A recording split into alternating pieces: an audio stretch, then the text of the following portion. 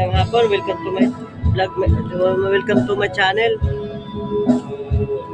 Ngayon lang tayo nakapag-vlog si ka-waiter nyo, boy waiter. Medyo busy. So yun nga.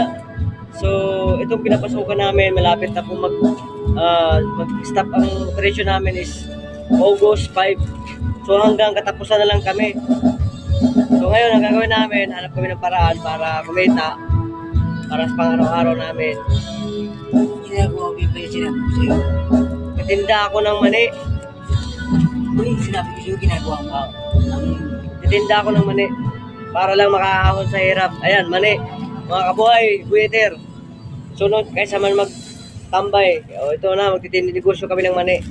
So ayan, maraming salamat sa inyong pag-subaybay sa aking YouTube channel, Buhay Waiter. Like na lang, share at